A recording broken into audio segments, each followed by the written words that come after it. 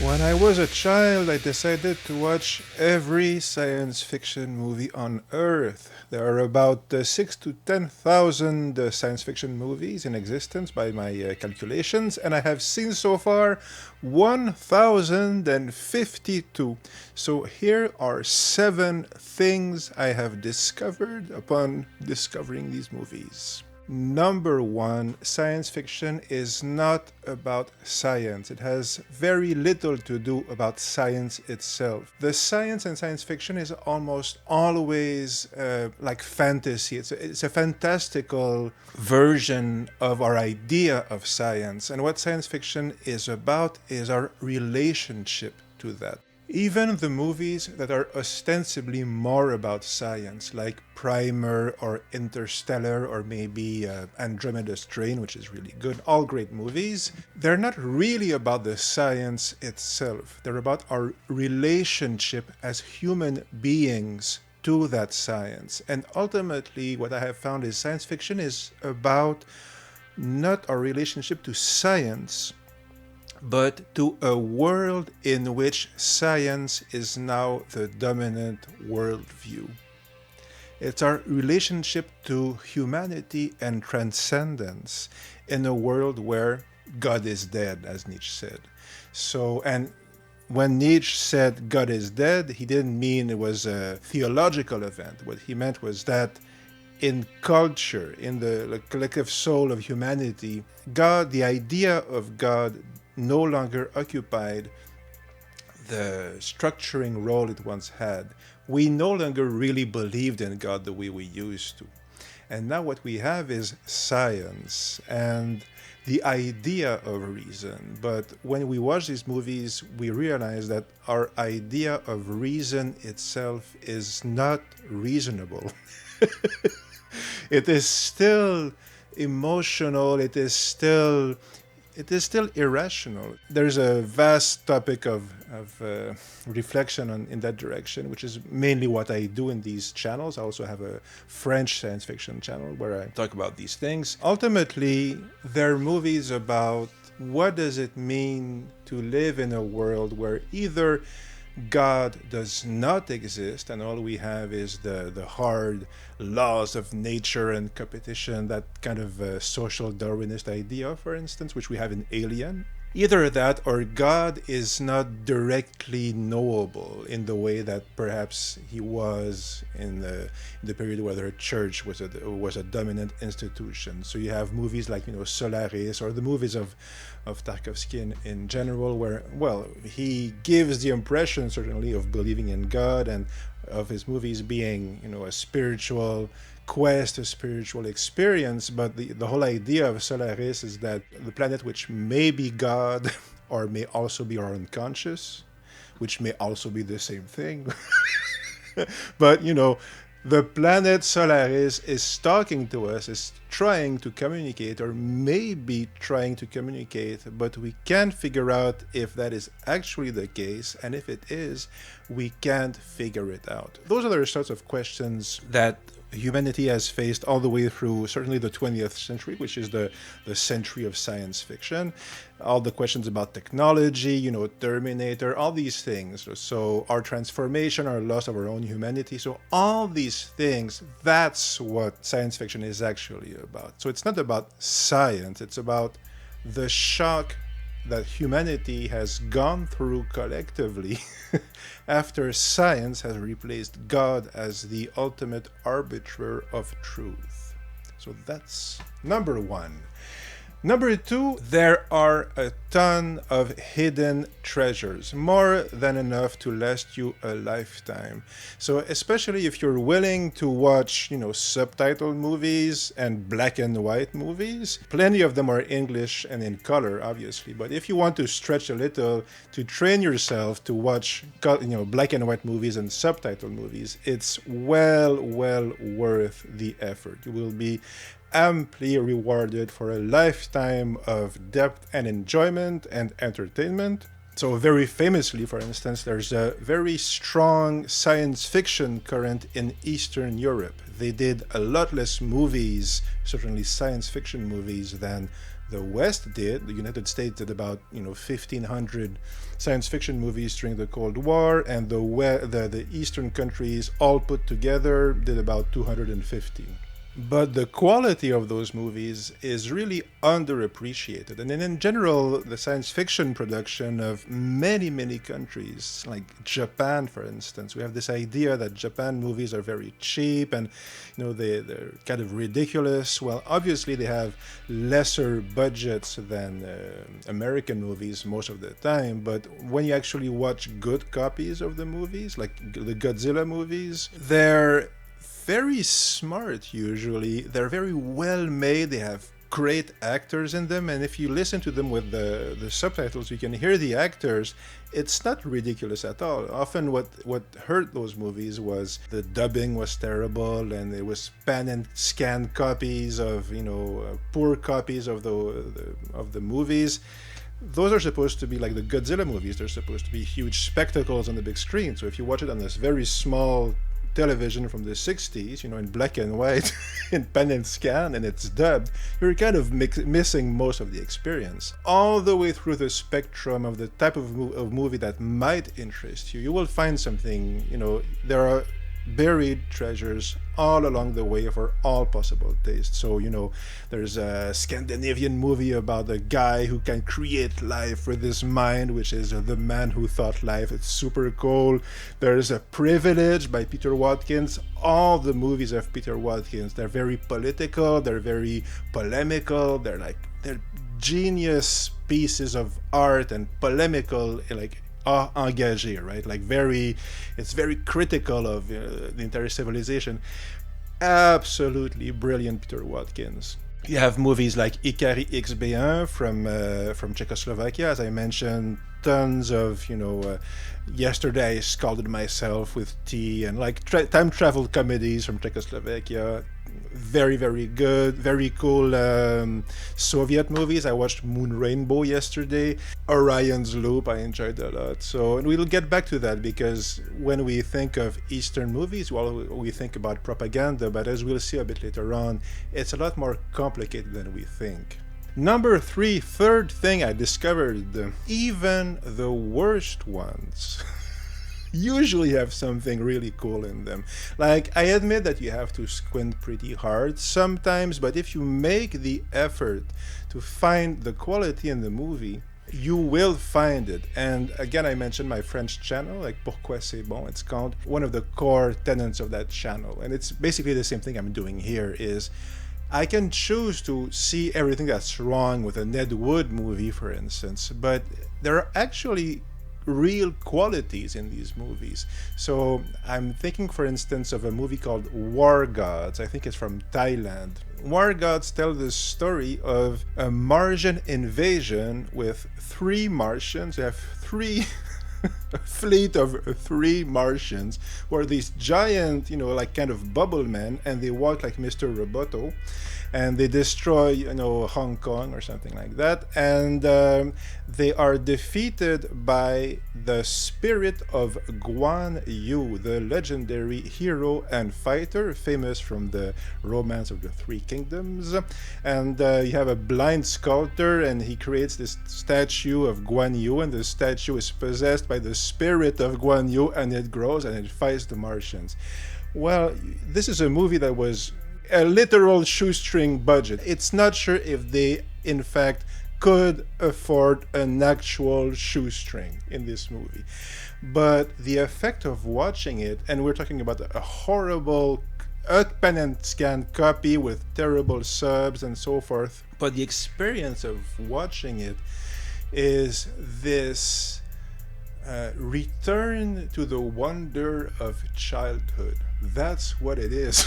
And I've talked to a couple of people who have seen it, including the person who recommended it to me, who is an online friend in a movie channel forum where we have these discussions. And we all feel the same way. Usually people who watch it, if you're willing and able to go past the fact that it looks terrible, it's super cheap, the subtitles make no sense, everything is ridiculous about the movie. But it's so charming. It's so uncynical. It's just this complete experience of wonder. So if you're willing to go in that direction, if you're willing to open yourself up to being non-cynical, to actually enjoying the movie or the art you're watching, in this case a movie, it's amazing the enjoyment you can actually derive from it. And you can still be smart and you can still see that such and such detail is not good, but like a movie like Starcrash, for instance, like Luigi Cozzi's Starcrash with Caroline Munro and Christopher Plummer and David Hasselhoff. Well, it's a poor man's copy of Star Wars, but it's made with the spirit of a 4-year-old. And if you watch it like that, you will feel the way a 4-year-old with their eyes wide open reacts to a brand new world of wonder. I mentioned the Ed Wood movies. He's a terrible author. He's a terrible filmmaker. He's not competent. His scripts make no sense. His dialogue is terrible. His framing is so-so. His, actor direction is not so good and so forth. But there's something there. I mean, he does have a voice. Glenn or Glenda is the one that most impressed me. Like, obviously it's not good as a piece of art, but it's not science fiction, but it's worth mentioning because I think that's the best Ed Wood experience in terms of his storytelling, and this is his most personal story, right? Because it's about his Angora fetish and cross-dressing and so forth. The whole pull the strings sequence at the end. This guy is truly letting his soul speak through his movies. So in his science fiction films, Plan 9 is not so good, obviously. Like, it has cool things like Vampira and Thor Johnson and, the Plan 9 itself, resurrection of the recently dead through, Pineal something. But Bride of the Monster, Bride of the Atom, with Bela Lugosi is trying to create a race of atomic Superman which rules the world. That whole sequence where Bela makes his speech, he will rule the world because he was, hunted, despised, hunted like an animal and so forth. That's really cool. Bela is into it and he's expressing something kind of universal, which is feeling rejected, feeling, hunted and despised and so forth, having no place. So yes, it's poorly done. But if you walk in the street and you catch a puppet show by some amateurs, and it's really heartfelt, you will feel it, you will notice it, and you will say, damn, that was one fine puppet show. Well, Ed Wood. So if you accept to go in that direction, very frequently you will notice something like that, or there's always at least one quality, though I admit sometimes you have to look pretty hard. Number 4 is we don't understand other cultures at all. And by we, I mean whatever culture you're from. Like, obviously, English is not my first language. I'm not from an English culture. I'm Québécois, which is a French culture. For instance, I bathe in English culture all the time. And, I was brought up bilingual and, I've been around English people all my life. But as I watch these movies, because I've been watching a lot of them recently, taking notes and so forth, in the last couple of years in particular, I really made an effort to put some work into it and to think about these movies. I've come to realize just how much I don't understand the English culture at all. And I'm bathing in it all the time. But the same thing works for everybody. For instance, I was watching, Soviet movies, and I did a video on my friend's channel where I was talking about Dead Mountaineer's Hotel, a very, very good movie, based on the Strugatsky brothers. And I was saying that, there's this KGB agent, and he goes to the mountains in Estonia, and because there's been some mysterious goings on, and he finds out there are aliens. And basically a friend contacted me, somebody from Russia, a very nice person, Alexander. Hi. He says, you totally missed, he says this to me very nicely, but you totally missed the fact that he's not a KGB agent, and in fact, he's not from Russia at all. He's not from the Soviet Union at all. And it's very clear to Soviet people, it was clear to everybody that this was not taking place in the USSR. It was taking place somewhere in, in the West, like in Switzerland or something. And I responded, I had not noticed that at all. I didn't, it's very intriguing, thanks for telling me. I watched a movie yesterday called Moon Rainbow. I mentioned it earlier. And same thing. And in the Soviet movies, you always have, it's very, very frequent that you have people from other countries, American people, British people, very, very frequent. But when you think about it, it's also very revealing that the Soviet movie, and it's the same for no matter what country is making the movie. So the Soviet movie is presenting what to Soviets, like to people in Russia, for instance, in 1979, what clearly is a non-Russian, what clearly is a European person or an American person. But for us, it doesn't look like that at all. It doesn't, that's not, we still see it as Russian people. And the fact is, there's a lot of talk about diversity right now and so forth. And, so American movies, for instance, they will show people from, other countries or, skin color from, whatever, black people and people like from India and so forth, and they will put them in their movies like Black Panther. But I went to see Black Panther and there's nothing African in that movie. It's set in Africa, and the main character is African in an African country, and he has an African sounding accent.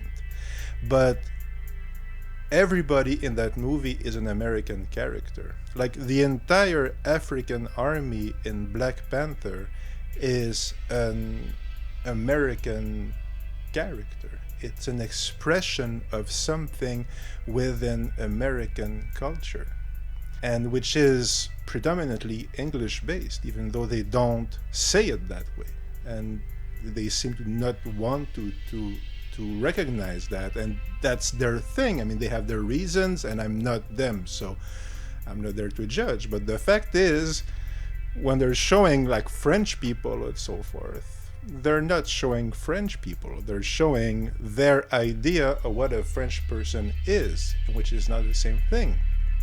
The Japanese do that. I watched a movie called Goke Bodysnatcher from Hell. So a very cool movie, kind of like an alien invasion, so forth. There's an American woman in there. She's her husband just died. Her fiancé died in Vietnam the week before. It's set in 1970. She doesn't feel at all American. She's played by an American. She speaks English, but she represents a certain idea of Americans in the Japanese mind. And they've been occupied at that stage by the American army for a while, at least parts of Japan were, so they've had interactions with Americans, and they're kind of trying to adopt many parts of American culture. Japanese movies, for instance, they're quite often they have English titles. When you translate the characters of the Japanese title, you realize it's a Japanese pronunciation of English words. So they gave an English title to their Japanese movie, which only Japanese people will see. So that's kind of very frequent in Japanese movies. So it's not as if they're trying to make the Americans look bad, but they're still producing something that they think represents the other culture, but it doesn't. And that's mainly because a culture is a lot of things that are said and a lot of things that are left unsaid. And when people are from the same culture, they get that part. But when you talk with somebody from another culture, even with all the best intentions of the world, which most people usually have, actually, but that's the hard part. What is polite in one society may be not polite at all in another society. And people may be offended or whatever. There are all sorts of feelings that people might have, for instance, or that might offend them, or that might, wound them, or people have, collective trauma very frequently. Often these things are left unsaid. So when we talk with somebody from another culture, we really underestimate that part. And I mention this because when we watch these movies many, many times, after a while you start to figure out that you've been projecting your own psyche on the movie. And you're kind of projecting your own story and your own culture on the movie, and you're kind of missing what it's trying to say. And for instance, there's a lot of talk about propaganda in Eastern movies. And there is, but not. It's surprising, as I mentioned. It doesn't work the way we think it works. And it took me about a year. Like in the last year is when I really noticed it, and that's in great part thanks to that email exchange I had with Alexander. I was just presuming, I was seeing the propaganda that I assumed was there, and I assumed it in the Soviet movies. And I assumed it was there because I was expecting it, and I was expecting it because I've been told all my life that it's filled with propaganda. And that comes from Western culture in general, and for most of until very recently, even today, most people have not seen these movies. So the idea that it's filled with propaganda does not come from people who saw the movies. It does not come from the actual movies. It comes from they're trying to convince you not to watch the movies, or to tell you that don't believe what's in it. And a big part of what's in the Soviet movies is we want to be your friends. So obviously Soviet Russia was terrible in many ways, but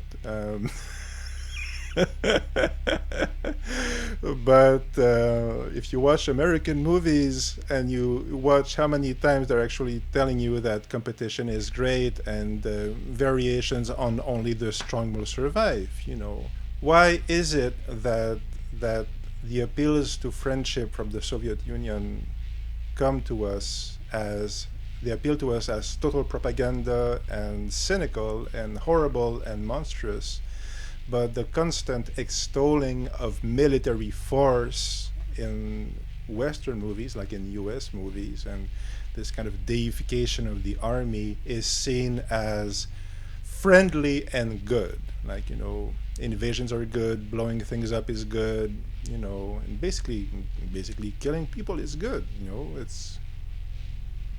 So there's questions to be raised in that direction, and that does not mean the American movies are bad. They're wonderful most of the time, and even the American movies are greatly underappreciated. But there's still a strong current of militarism, certainly in the 50s and 60s. So that would be part of again, part of the cultural dimension that we're not seeing, because we're blind to the other culture, but in many ways we're kind of blind to certainly the civilization in which we're swimming.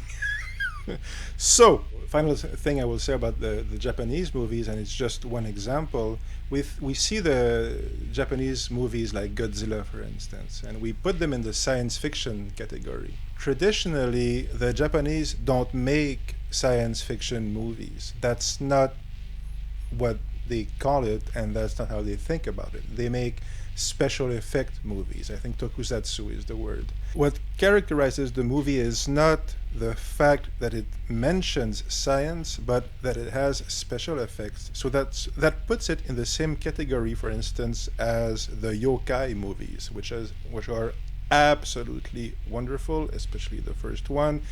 But which are basically samurai movies with supernatural creatures in them. Giant Maijin or something like that, like the statue that comes to life and that defends a village from an evil overlord or from bandits or something like that. There's 3 movies in this series, and certainly the first one also, Giant Maijin or something, is incredibly good. When you watch it like that, you start to think, well, okay, so they're thinking about Godzilla, for instance, which has a scientific explanation, more or less, but they're thinking about Godzilla in Japanese culture in the same vein as they think about movies with traditional monsters. And I know there's a movie about the birth of Japan, which I haven't seen, but which looks very cool. And it's the mythological birth of Japan. And I don't know the actual story, but it involves, supernatural creatures. It's kind of like there's magic and monsters and so forth.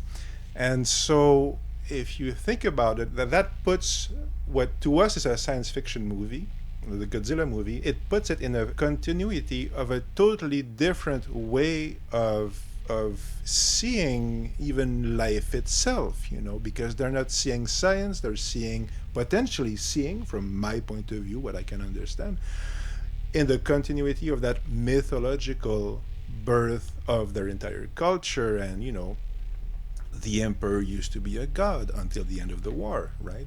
But not a god like the Roman gods, a Shintoist god, so a supernatural creature. But so there's a vast, deep current of exploration. We can go in that direction, which opens up to us once we realize that maybe it's not science fiction. Maybe I'm seeing it as science fiction, which it clearly is from my point of view. It is science fiction, but at the same time it's not, or it's in part it's not that, and maybe the science fiction part is not the most crucial part. So to open myself up to that, I have to acknowledge that I don't understand Japanese culture. Things that seem obvious to me are probably flying like 50,000 miles above my head.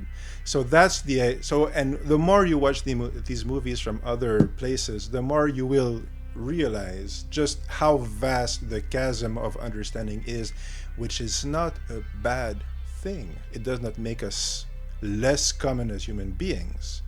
In fact, I would argue that it opens us to more commonality, because I can acknowledge the difference that I've been denying, and that difference, that part that is not understandable, is a crucial part of humanity and even of ourselves.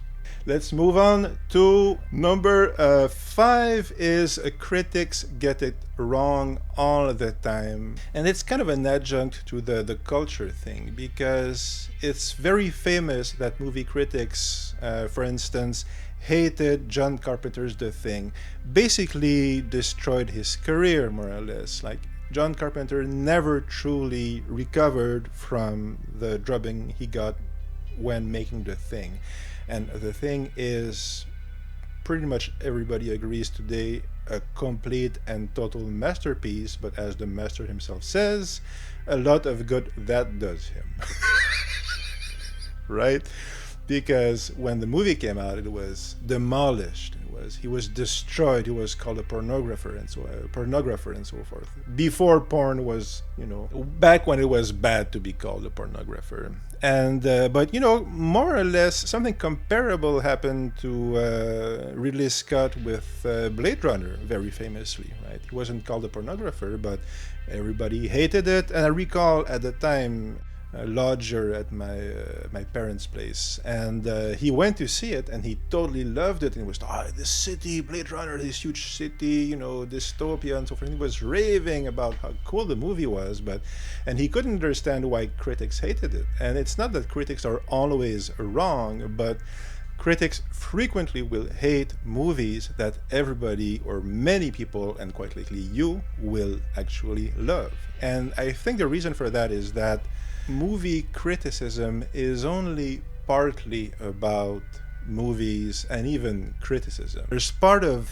the actual function of movie criticism that we don't get, which is, so the movie critic, he's part, or he or she, I would say Pauline Kael is maybe one of the most famous movie critics, but people like her or Roger Ebert, they're part of the industry. And they're a huge part of the industry, because movie critics have, or used to have at least, an effect on ticket sales. So if a critic likes a movie, it has a big cash effect. It has, you can sink or swim a movie studio. if a movie bombs hard enough, Heaven's Gate, you can bankrupt the studio. It's happened many times. So influential critics have a power, and they know it. Even if they're completely intellectually honest, that kind of plays into it. And are they always intellectually honest? Well, if we're being realistic, probably not. Because even if they're trying to, if you're a movie critic and you're trying to get, and it's just an example, the movie critic thing, but if you're trying to get a job as a movie critic, you're trying to earn a living as a movie critic, well, it's pretty a rarefied air. There aren't that many openings to be a top level movie critic. It's like a TV chef, right? Even at peak TV chef or movie critic era, okay, even when there are lots of them, there used to be Gene Shalit and Michael Medved and people like that. Well, you're still talking about very few people. Maybe the local news will have one, but if you're working in that field, if you're working for a small newspaper, maybe you want to work in a bigger newspaper. So you have an incentive if you're a movie critic. And I'm not criticizing them, but I'm just saying, so the object of a movie criticism, the article, the newspaper or the TV, review, is an object that presents itself as talking about the qualities or the faults of a movie, but it's only partly that. If you're trying to go up the ladder of movie criticism, well, you have an incentive to be noticed, right? And what gets you noticed? Well, being at the time, it used to be that writing these terrible reviews, being scathing and ideally witty, okay, or condescending, at least, would help you, because people react. Strong emotions make us react. It's like a Pavlovian thing. So movie critics have an incentive to say bad things about certain movies, right? Just as a career ploy, just because it's good for their jobs, or because they're trying to get a job, and they may not be completely admitting this to themselves, but all these things enter into movie criticism article or blog piece or whatever. If you go watch on the IMDb, for instance, the comments that people leave after movies, very often people are still trying to copy the tone of those criticism from the 70s or the 80s. They're copying the witty put down, the short, the killer 2-line review or 3-word recap that really makes the movie look bad and makes the person writing the review look good. So you can see affiliation between the critics of the 70s and even today what people are doing. So they're still trying to copy that. So what does that tell us? That is part of the culture. It does not say all that much very often about the movie itself. And sometimes you will find movie critics who tend to agree with you, which is great, which is good. But that does not mean that that person is still not, involved in these kind of political games. And it's not pejorative, but he's a human being in society, and that plays into it. So even if a critic hated the movie, you can still like it, and it's okay. Number sixth thing I learned watching all these science fiction movies is the West is really drowning in ideology. I mentioned it earlier. I'll be quick also on this one.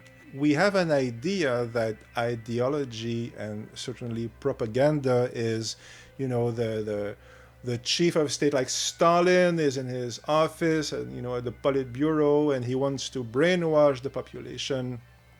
And he's sending orders all around, like in 1984, and you will rewrite history, and you will tell this story in this way, and so it's very top down and so forth. And this has happened from time to time historically in the Stalinist era, you had elements of that. There's stuff like that. There's a cosmic Voyage or something like that from the 1930s, which is a very cool film, which is very good. Like it's a Soviet moon travel story or something like that. But you kind of feel that it's very ideologically driven. If you compare it to Aelita from 1924, I think, or 25, something like that, it's a post-revolutionary movie, but it's very free. What comes across is, yeah, there's ideological content, but it doesn't come across at all as, for instance, propaganda. You get the feeling that, you know, these people just lived a revolution and they think it's great. You know, it's hard, but it's great. And it's not that different from if you're watching that Robert Heinlein movie, like Destination Moon or something like that. Well, Heinlein, his movie is hyper ideological, in fact. You know, it's capitalism is good, the free market, the American free market, American enterprise will get us on the moon. When worlds collide, it's the same thing, right? The government does nothing, but private enterprise gathers together to solve the impending crisis.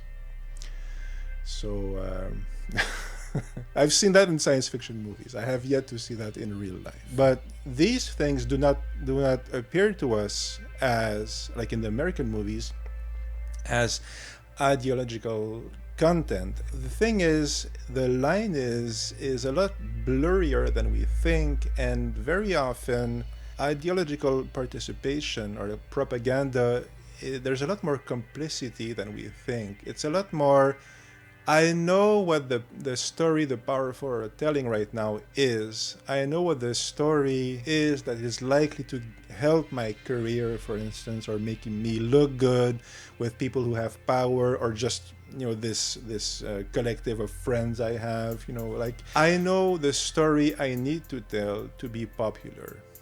You know, and you tell that story. And when you watch science fiction, many of the movies, they're full of cliches, and that's one of the interesting things, because the cliches very often, they have a lot of that ideological content. When we talk about evolution, for instance, well, evolution is the most sacred concept we have in the West. Science is reason, and science is the great creature that abolished superstition. And this was demonstrated thanks to Darwin and the theory of evolution. And so if someone says evolution, basically, if someone evokes the spirit of evolution, the only possible idea that can be expressed is, well, obviously it's right. And I'm not saying it's wrong, I'm saying that evolution is just a word. Just because somebody uses it in a movie to say, you know, evolution proves such and such, which so-and-so, which is very common in science fiction movies, because, you know, mutations, atomic mutations, like giant ants, like in them, even Godzilla. But Godzilla was woken by by radiation. But, you know, like all the giant monster movies from the 50s in the United States, like Tarantula and so forth. These kind of make sense in our mind because, well, Darwin said that evolution creates mutations and, you know, survival of the fittest and so forth. So we have all that array of ideas, but that array of ideas is not Darwin's theory of evolution. It's the ideological construct, because that was built afterwards, and it mainly comes from I think Herbert Spencer is his name, like the inventor of social Darwinism. And social Darwinism uses the name of Darwin, but has very little to do about Darwin. It's all about evolution proves that human societies evolve just like nature. And they take a very scanted view of what Darwin actually says, because it's not survival of the strongest, you know, it's not, it's there's a lot more nuance and etc. Social Darwinism says, you know, evolution proves that only the strong survive, and top of the food chain, the idea of top of the food chain, which we have in Alien, for instance, well, that uses the idea of evolution ultimately. Science, evolution is true, but it does not come from Darwin. It comes from an ideological repurposing of Darwin's ideas, and at the time, to justify the British Empire. And that's what you have also in H.G. Wells, by the way. I also did a video on that in French on the ideology of H.G. Wells. But yeah, he's a socialist, but he's also totally a social Darwinist. And basically, like, yes, the British Empire is the pinnacle of human evolution, like biologically the pinnacle of human evolution. And that is a very, very, very, very frequent idea in, you know, British culture. And when evolution is mentioned, it's in that context. So when we say that we don't understand other cultures, that's a big part of it, because they're not saying it all the time, that evolution proves that, you know, it proves the superiority of the British Empire, but that's what it's being used for. That's the main purpose it has. That understanding of evolution justifies the current power. It has never been re-examined. It's still kind of implicit in the way we talk about it now, basically. And it might seem absurd, but if you kind of sit down and listen to what people are saying, you know, so the like even in Alien, so Alien, which is not per se an ideological movie at all, but the idea is we live in this cold universe, survival of the fittest, top of the food chain, ultimate predator, and so forth. And that's more the evolution from social Darwinism. That's more that school of thought. A discourse on society that uses a language about natural sciences, but is not actually talking about it. Kind of like the same way people use, you know, quantum mechanics to justify the law of attraction. Well, maybe the law of attraction is a real thing, but quantum mechanics has very little to do about it. People just use it to justify it, you see. So yeah, so basically, if you watch all these movies, which is basically what I do, I watch all these movies, I say why they're cool, and then I pick up one of those ideological ideas and I try to see through it, okay? Because even if the ideology is factually true, it's still substantially false. Ideology may use a real idea or a false idea, but as long as we don't see that it's ideology, we can never tell the difference. So we have to see the ideological framework before we can judge the validity of the idea. So science fiction is a great tool for that. And as I said, when you start to pay attention to it, you will see that we live in the West in a society that is much more ideological than it says it is. And that's probably the main problem we have right now in the West. So last thing for now that I learned from watching all these movies, I will say a cheap plug that I'm writing a book right now. It's in French, but it will be translated in English, and I have a GoFundMe. The book is called Trame Narrative, so it's about ideology and about trauma. It's about how we are prisoners of the stories we tell ourselves, and how to free ourselves from those stories. If you want to encourage me, you can click on the GoFundMe link. Also have a Patreon. All the content is in French. I'm still working on it. But if you want to help, you're very welcome. It's very much appreciated. Last thing, number 7, and last for now, that I learned from watching 1052 science fiction movies is science fiction opens a window into the soul of civilization. And what do I mean by that? Well, it's basically what I've been saying all this time, right, in this video, right? Science fiction is great because it's highbrow and it's lowbrow, and it's both at the same time. So it has quite frequently all these grandiose ideas, these philosophical ideas, Solaris, and even Alien is very smart actually, and it does function as I think a conscious metaphor, like our place in the universe and so forth. By almost definition, it involves, even if it's sometimes a caricatured version of science, but it has no choice but to address our place in the universe and our relationship to God, transcendence, the absence of God, all these things. It does that. But at the same time, it's full of rubber monsters and stock phrases and stock situations and cliches and, the smart scientist and his cute daughter who's also a scientist, but the military man and the good cop, and they work together, and they have to go in the nest where all the giant ants are, but the military guy says, "You're not going to in that nest," to the girl, but she says, "You can't stop me." These are all hyper cliche situations you have in tons and tons of movies. But as I said earlier, these cliches really do tell us something. We don't understand the culture that made the movie, but once we were aware of that, we can open ourselves up to the way in which any movie is trying to hide something and trying to reveal something. So every movie is trying to express something deep. But very often it's also trying to not mention something, or at least maybe it's not trying to, but it's not realizing that it might be important to mention it. So there's a movie about a giant conquistador in the 1950s, Giant from the Unknown, I think it's called, and he's woken up by a bolt of lightning and so forth. And it's on an Indian burial ground. So the entire movie, the way, for instance, that movie addresses the question of the Americans and the Native Americans, there's a lot going on there, but it never says so explicitly.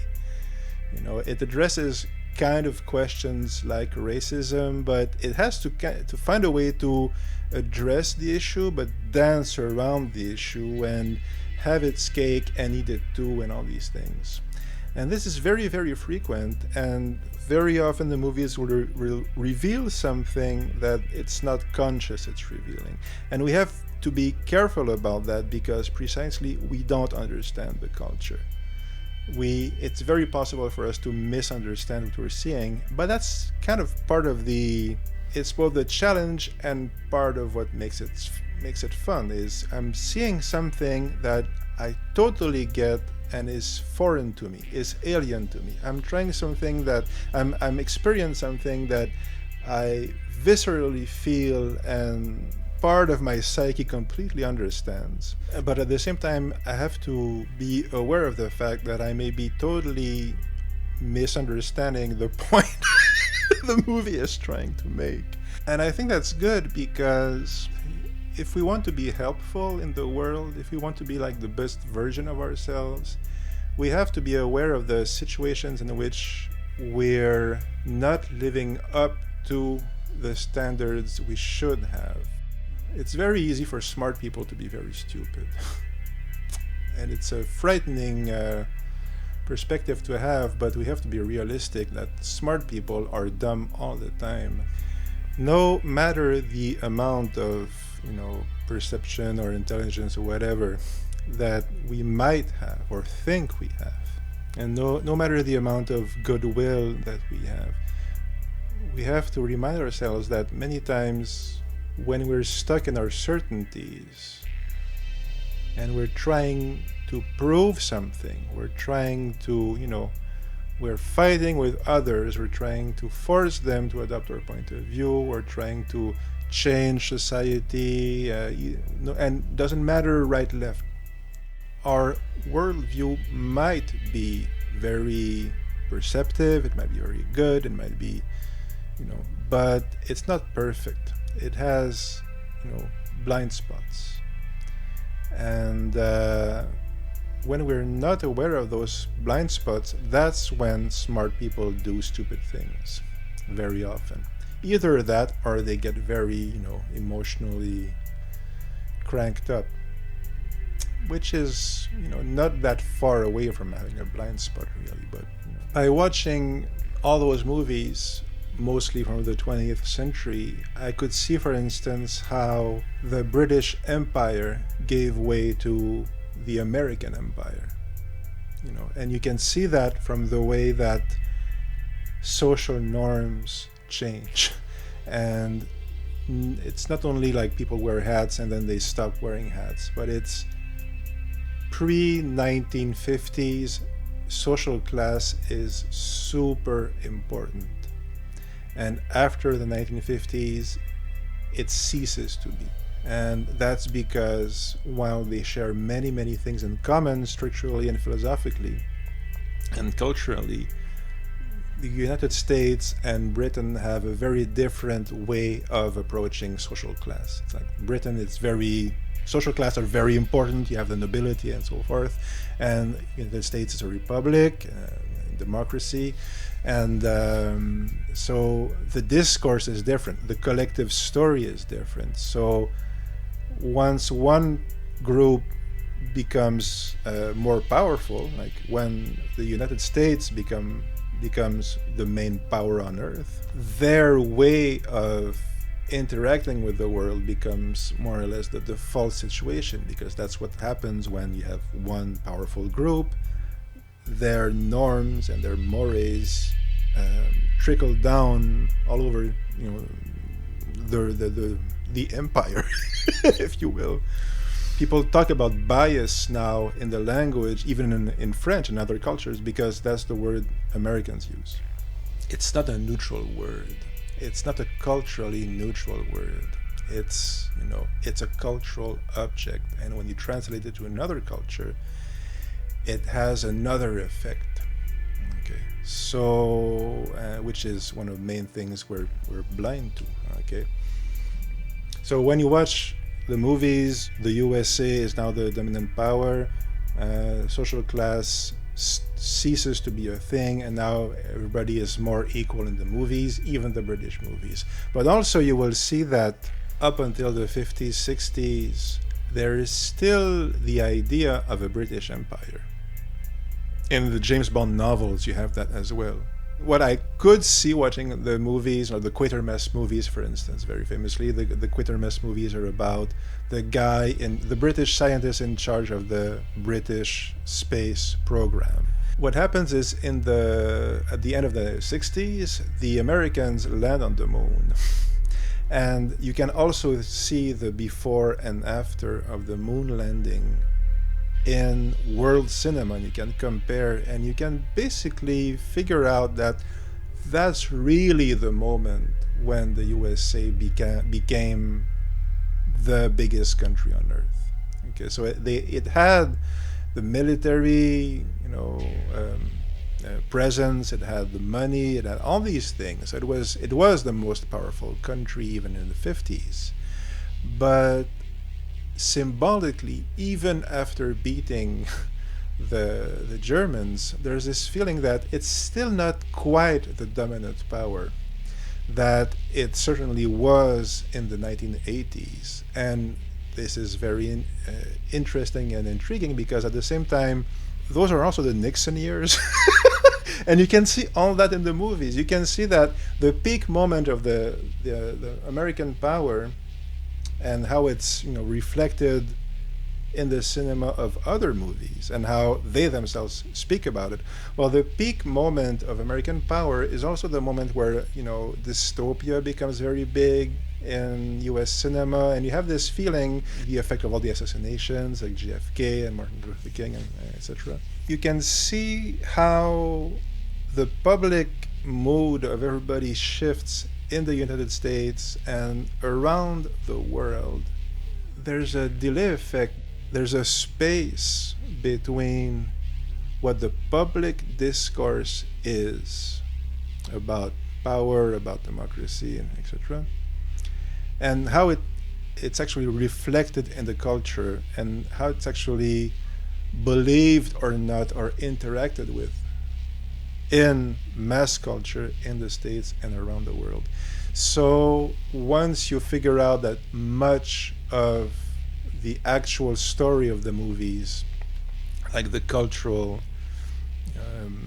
inference of the movie is not being said. It's both taken for granted and more or less hidden. It's part of a big part of the movie is cultural stuff that is left unsaid. Once you're aware of that, well, you can start to see that something else reveals itself, which is this history of the entire 20th century as it was emotionally and intellectually, and I would dare say almost factually experienced. There's what the politicians say, and there's the discourse, and then there's how all that seeps through all the economic crises, the ecological crises, very big, and starting with in the 60s, the ecological movies start coming out. So you can truly get a unique perspective on world history through its consciousness, what it is trying to repress and trying to express by watching these movies about giant robots and killer monsters and rubber monsters. Science fiction is probably ideal for that precisely because it deals with that question of God is dead, what do we do now? And ultimately that's the core question that's more or less always there. That's what differentiates it from fantasy. The main focus on this channel is movies from Eastern Europe. If you do speak French or are trying to learn French, now's a good reason. You can go check my French channel where I talk about movies from Eastern Europe, but all over the world essentially, and really look for hidden treasures in science fiction. And I will usually use that to see more clearly the world and myself. So yeah, life is good. Thanks for being here. Live long and prosper. Keep watching the skies. See you later.